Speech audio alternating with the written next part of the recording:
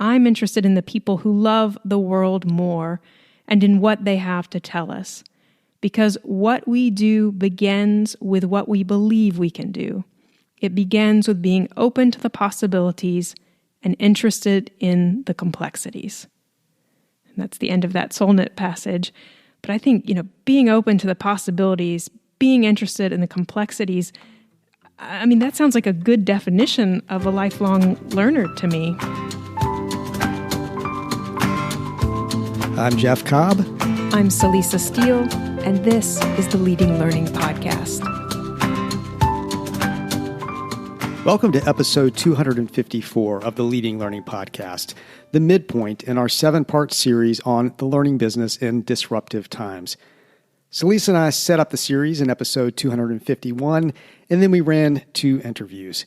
I talked with Seth Kahn, founder of Visionary Leadership, for episode 252. And I spoke with Shilpa Alamchandani, a diversity, equity, and inclusion strategist with more than 2 decades experience, for episode 253.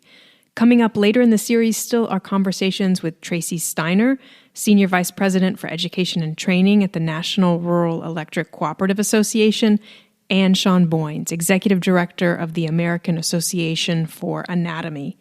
Before we get to those conversations with Tracy and Sean, though, we want to devote this episode to reflecting on what we've learned so far from talking with Seth and Shilpa, checking in on what's new as the pandemic, racial justice, the economy, and the election are all evolving and changing situations, and looking at the practical implications of what all this means for how a learning business might survive and even thrive in these disruptive times, these times when the normal course of activities and processes are thrown off.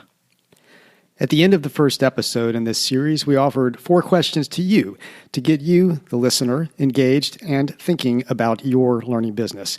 Those questions were: what are the types of disruption you and the learners you serve are experiencing now? How are you responding personally and in your learning business to those types of disruption? How can you assess the effectiveness of your response? What else do you need to do to respond? Our hope is that you spent a little time thinking about your answers, maybe even engaged with a colleague or more to discuss and share.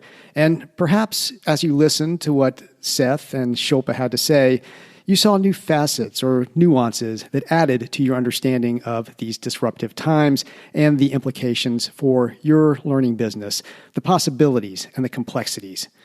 If you haven't yet engaged with these 4 questions, there is, of course, still time. Reflecting on these questions will still be useful and productive, and we always try to model the desired behavior here to walk the walk and not just talk the talk. So we want to revisit the questions, and we'll start with: what are the types of disruption you and the learners you serve are experiencing now? We had 4 categories of disruption in mind as we framed this series. 1, the pandemic; 2, systemic racism; 3, the economic situation; and 4, political contentiousness and uncertainty in a major election year. And I was satisfied that all 4 categories came up overtly in your conversation with Seth, Jeff. And in your conversation with Shilpa, Celisa, the pandemic and systemic racism come up overtly. And I heard shadings of the economic situation and politics in what she shared. Definitely. And I noticed that Seth and Shilpa both brought up equity issues beyond questions of racial equity. Seth remarked on what he sees as, quote, a new level of depth and understanding of the African American experience and how it is a metaphor for all marginalized people, end quote. So he's thinking about people with disabilities, Native Americans, immigrants, and others. And he thinks that progress on the racial equity front will lift up many boats, as he put it. And then Shilpa and her work engages with diversity, equity, and inclusion broadly. And that diversity includes not just race, but ethnicity, gender, sexual orientation, age, religion, socioeconomic status, ability, disability, etc. And I find Seth's and Shilpa's connecting of racial inequity to other types of inequity useful, not to diminish or dilute the U.S.'s history of inequity towards Blacks, but to remind us how learning in one area can be extrapolated and applied in other areas. In the learning field, this is the idea of how powerful prior knowledge and schemas in the service of germane cognitive load can be for adult learners. When we come to understand one thing, like the roots of racial inequality in the U.S., it can help us understand related topics like sexism, discrimination on the basis of sexual orientation, and so on. Yes, and Seth also raised climate change as a type of disruption we're facing now. That wasn't in the four categories of disruption we enumerated, but I heartily concur with Seth that it's a major issue causing disruption. Oh, me too. I think climate change is a major disruptor, and I think it's one that many in the events industry, for example, haven't yet fully appreciated and accounted for in preparing for the future. And I found it interesting that in the conversations that he's having with 100 CEOs, he's seeing consensus around climate change. He's seeing those CEOs in agreement that climate change is a major issue that has to be dealt with. And so it's not a question of whether to respond to climate change, but how. Right. And I'm guessing it's not so much that observation on its own that you found interesting, but that he hasn't seen clear consensus on the systemic racism front, that he's had some conversations with CEOs who say, no, that's not impacting me. Yeah, you're right. That is the part I found interesting. And it ties, I think, to what we talked about in the first episode in the series.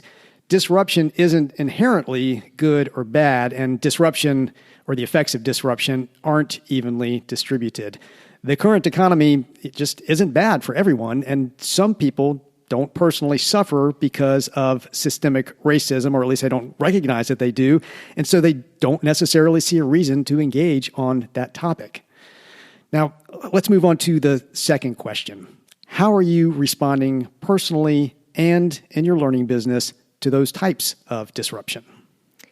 In talking with Shilpa, I heard her say that it can feel overwhelming to be someone working on diversity, equity, and inclusion now. And that was a reminder for me that responses to that question, how are you responding personally and in your learning business to those types of disruption, the responses to that question are at least twofold. I mean, there's the gut level reaction, and then there's the choice, the action you choose to take. But being tuned into your emotions is important. Emotions are real and they impact what you feel capable and able to do. And I think there's a kind of corollary between emotions and bias. Shilpa talked about bias as often being unseen, unnoticed. And I think the same goes for emotions. But if we tune in and notice them, then we can truly choose how to act. We can work to recognize negative bias and negative emotions. And by recognizing them, we're then able to make better choices and decisions. And I think Shilpa said it really well, and so I'd like to quote her. She said, we can't erase bias, but we can notice it. We can interrupt it. We can make different choices. We can, in that pause between the thought and the action, choose a different way. And Seth, too, talked about emotions and the dark side of these disruptions. He's been doing a lot of reading about racism, and as he sees it, that's often not easy stuff. Well, yeah, I remember he called it traumatic, in fact. But it's the kind of hard work that's worth doing. It's the hard work of learning, frankly. It's the effort that leads to learning and change. And in terms of how he's responding personally to the disruptions, he talked about reading, as we were just saying, reading to learn and understand. And he talked about meditation. And really both reading and meditation, I'd say, have also been incredibly important to me in this time. They're both a source of potential insight and at the same time, a source of solace, really. Well, and reading's been important for me. I typically read in my free time poetry and fiction primarily, but over the last 6 months or so, I've added more nonfiction to my reading diet, particularly books that deal with systemic racism. I'd love to be a better meditator than I am. And I think if I were a better meditator, I probably wouldn't even use a term like better. But, for me, meditation is a nascent practice. But I have found a lot of solace in yoga the last few months. Yoga is for me a kind of moving meditation. I went a few weeks without yoga when the studios around here closed in March. But since then, I've reconnected with my teacher, and she's using Zoom for live online sessions. And while I didn't expect it, it's been surprisingly satisfying to do yoga online in that context. Now, of course, as someone who's been not just involved in online learning since the late 90s, but a proponent of online learning, I probably shouldn't have been as surprised as I was at how good online yoga can be. And I know that Shilpa shared that she's been, quote, really heartened to see just how deep the learning can be using virtual tools and platforms, end quote. And so I know I'm not the only one being pleasantly surprised. And Shilpa also mentioned that she hopes that important things like, for example, conversations about and work on diversity, equity, and inclusion don't get put off indefinitely because of the current disruptive times, that we don't use that as an excuse. And she seemed really excited about the possibilities for dealing with DEI issues, even in virtual formats. And she also mentioned being choosier in her work, turning down some DEI jobs when the organization didn't seem committed to change and seemed to be thinking more about one-off workshops. And I think that that's a common thread for many folks during these times. A lot was taken off our plates with lockdowns and physical distancing. And so I think many folks are now trying to be careful about what they put back on their plate, being somewhat choosy about it.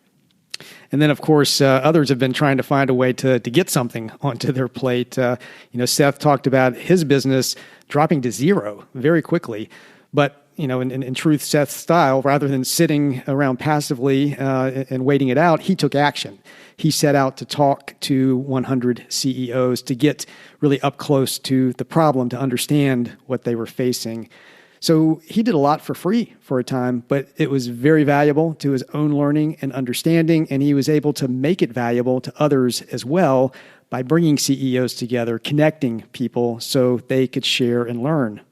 And I think Seth's 100 CEOs initiative is brilliant. And in fact, I guess it's not even technically his idea. He borrowed it from someone else in another field, but I think it's the kind of simple, powerful idea that can have really broad application. I mean, what might a learning business find out by talking to 100 learners in the next 6 months? A lot. And I can imagine that the market insight and relationship building alone would be amazing. In fact, I don't even have to imagine that, because we have done hundreds of those types of conversations over the years on behalf of organizations that we've worked for, and they always offer up tremendous insights that the organization can then take action on. Now, obviously Seth started his 100 CEOs initiative early on in the pandemic, but this is a fluid situation we're in. We're dealing with ongoing and evolving types of disruption. So, even now, starting an initiative like that at this point would still yield incredible insight into what learners are really dealing with personally and professionally, and how you might best, connect with them, serve them, and support them. Yeah, we are absolutely in a fluid situation. And so I think it's worth noting some of what's changed since we spoke with Seth and Shilpa in the first part of September 2020. I'm thinking in particular of President Trump's announcement at the National Archives on September 17th. So that happened after our conversations with Seth and Shilpa. At the National Archives, Trump made an announcement establishing a national commission to promote patriotic education. And then on September 22nd, he followed that up with an executive order on combating race and sex stereotyping. And then on October 7th, Susan Robertson, she's the CEO of the American Society of Association Executives, and I know she came up in your conversation with Seth, Jeff, because she's one of the 100 CEOs he's talked with since the pandemic. On October 7th, she sent, on behalf of ASAE, a letter to President Trump, quote, condemning recent White House directives intended to ban diversity and anti-racism training in the federal workplace and retaliate against those that prioritize and value a fair and inclusive workplace that is respectful to all employees, end quote. And of course, I'll avoid getting political here, but Trump certainly has interesting perspectives on what counts as patriotic education and what combating stereotypes means. Definitely not the same thing that Susan Robertson and ASAE would mean. And of course, that's some changes that have happened. Who knows what will change before this episode airs and before you, dear listener, are hearing this. We do know that this episode will air on Election Day in the United States. And we know that early voting has hit record numbers. By October 21st, at least 31 million votes had been cast in the U.S. 2020 general election. That's 31 million compared to just 5.6 million at the same time in 2016. And then as of October 25th, more ballots have been cast already in 2020 than were cast pre-election in 2016. And that was with more than a week to go before Election Day. So I think it's pretty clear that the pandemic plus the contentious political environment are getting voters out in unprecedented numbers, at least early voters. What we also know is that it's unlikely that we'll know the outcome of the presidential and other races by the end of Election Day. The contentious environment and the regulations around when and for how long mail-in ballots can be counted and legal challenges mean that we may be waiting quite a while. Shilpa brought up unlearning, and I think these disruptive times have made unlearning so important. So many expectations based on how things usually work or how things used to work, like knowing the winners on Election Day, those expectations are being upended. So I think there's a need for beginner's mind, to borrow that Zen phrase.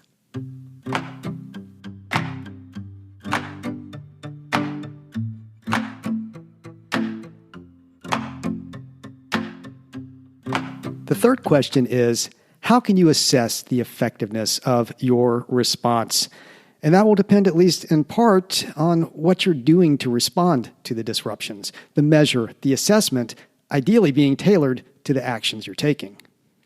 One broadly applicable thing we can say, though, is that learning businesses should be looking at not only lagging indicators, but also leading indicators.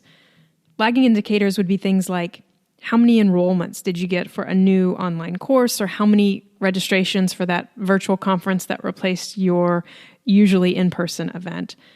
Those are lagging indicators because they're after the fact. It's after you have the online course designed, developed, and rolled out. That's when you see enrollment numbers. And it's after the virtual conference is planned that you see registration numbers. And the leading indicators, on the other hand, would give you earlier input on how successful a product or service or any effort really might be for your learning business. So pre-selling would certainly fall in this camp. But I also think that something like a 100 Learners initiative modeled on Seth's 100 CEOs initiative could really yield some useful information and ideas. Similarly, I think doing an honest assessment of how inclusive and diverse your facilitators and trainers and subject matter experts are could be a really great activity in this area. And I know that's something that Shilpa raised and suggested. So another generality likely to be true for most learning businesses is that in addition to looking at a mix of leading and lagging indicators, you'll probably also want to be looking at qualitative, anecdotal information as well as hard, quantifiable numbers when you're assessing.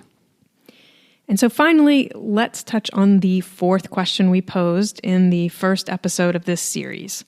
What else do you need to do to respond? And the answers here will hopefully come from and be grounded in your answers to the last question. That is, based on an honest assessment of how what you're doing to respond to these disruptive times is going, then you'll figure out what you need to do instead or in addition. Or what you'll need to drop. Well, that's a good point. Sunsetting should be an option, and I think that gets back to that idea of being choosy about what gets put on the plate. And as a particular area, perhaps worth probing, I know that Seth brought up leadership a couple of times in his conversation. And disruptive times, of course, call for good leadership. They heighten the need for it.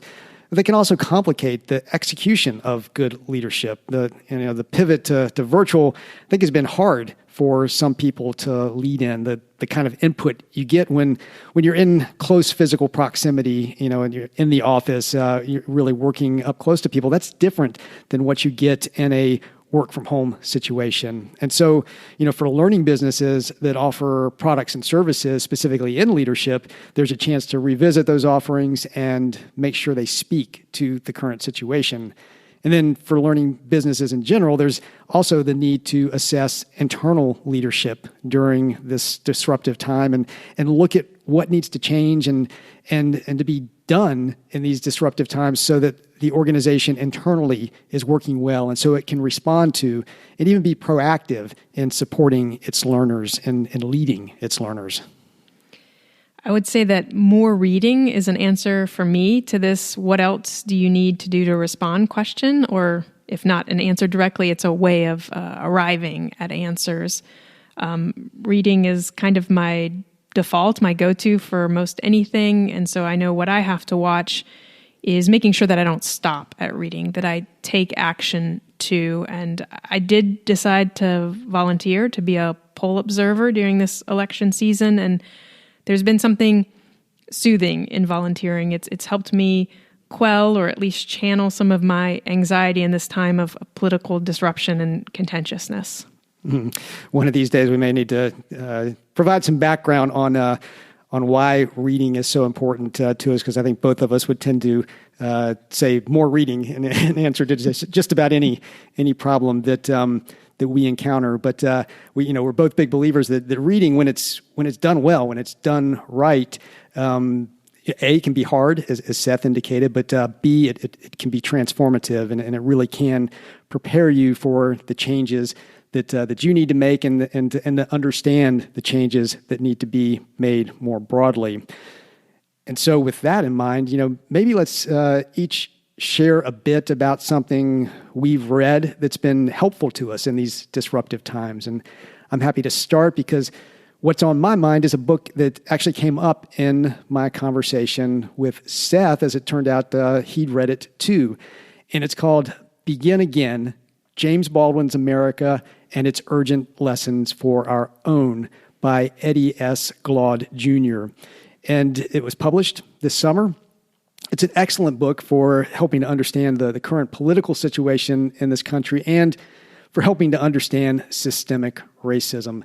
The book is a mix of history, biography, personal essay, memoir. Glaude draws on his own personal story at times, philosophy, political commentary, social criticism. It's got a little bit of everything in there, and it very clearly touches on two of the four types of the disruption that you and I had in mind when we were framing this series, Salisa. And I would recommend it to anyone who wants a much deeper understanding of race and its impact on politics and really just on life in general in the United States today. Glaude takes his book's title from Baldwin's last novel, and here's the specific passage. Not everything is lost. Responsibility cannot be lost. It can only be abdicated. If one refuses abdication, one begins again. Glaude focuses on Baldwin's need to renew his fight for racial justice throughout his career, how disappointments and setbacks from the murders of Medgar Evers, Malcolm X, and Martin Luther King Jr., all the way to Reaganomics, how he had to really begin again from those. And Baldwin doesn't let himself off his own hook. He feels the responsibility. He doesn't abdicate. He begins again, over and over. And I think that Glaude's book is arguably the story of James Baldwin as a magnificent lifelong learner. Learning, after all, is about changing, and change, at least meaningful change, is often hard to accomplish. We've talked about, learning being hard, learning taking effort. And so in Begin Again, I see a powerful example of the need for learners to begin again and to adopt that beginner's mind that you brought up earlier, Salisa. And I do think that beginner's mind is a powerful learning stance. I read Begin Again, too, at your recommendation, Jeff, and it definitely deepened my understanding of these current disruptive times. And Glaude keeps circling back to the notion of beginning again throughout his book. He ends most chapters with some repetition of that notion. And so I really like that you just homed in on that, Jeff. The book I'll share is Rebecca Solnit's Call Them by Their True Names, American Crises and Essays. And in it, she examines a broad assortment of American crises, so think racism, sexism, climate change. And she looks at those crises through the powerful and necessary work of calling injustices by their true names. The book was published in 2018, but it collects essays mostly published earlier and in other places. I think there's one from 2004, but most of them are dated in the 2015 to 2018 range. The essay called Naive Cynicism, in particular, has been coming back to my mind again and again. And in that, she writes that pundits and non-pundits, quote, use bad data and worse analysis to pronounce with great certainty on future inevitabilities, present impossibilities, and past failures. The mindset behind the statements is what I call naive cynicism.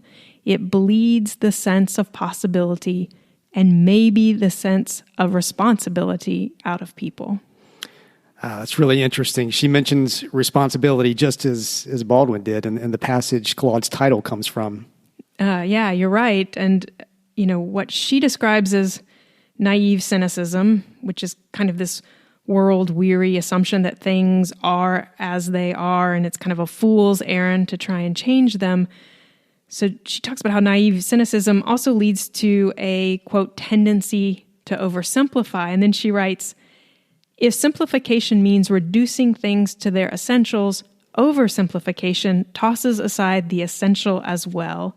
It is a relentless pursuit of certainty and clarity in a world that generally offers neither. A desire to shove nuances and complexities into clear-cut binaries. Naive cynicism concerns me because it flattens out the past and the future, and because it reduces the motivation to participate in public life, public discourse, and even intelligent conversation that distinguishes shades of gray, ambiguities and ambivalences, uncertainties, unknowns, and opportunities.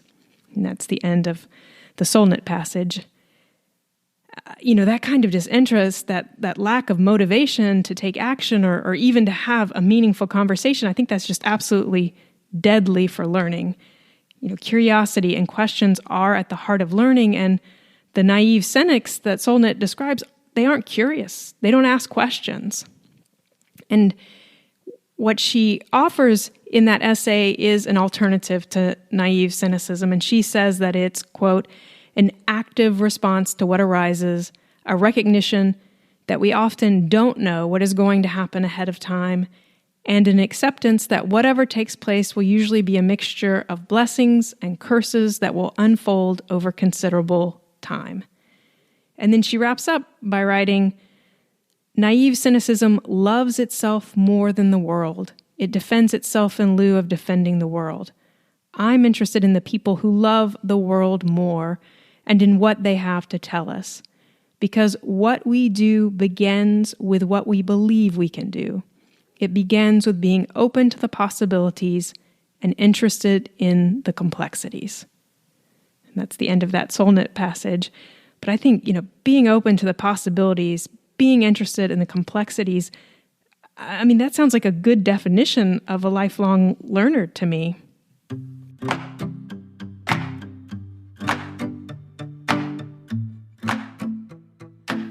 If you haven't already, we encourage you to reflect on the 4 questions we used to scaffold this episode. And even if you have, you may want to revisit them, as things have changed and time is passing. Some of what you thought of as disruption 7 months ago has likely stopped being a break in pattern or activity.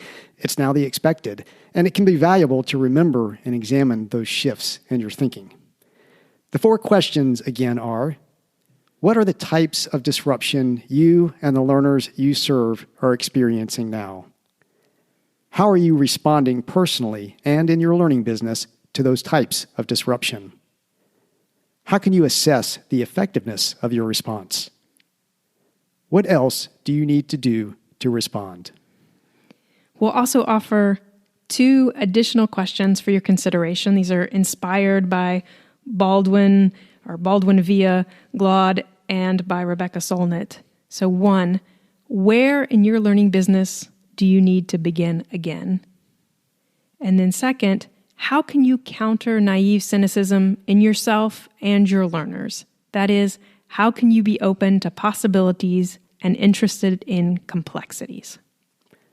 You can find show notes at leadinglearning.com/episode 254, along with a transcript and a variety of resources.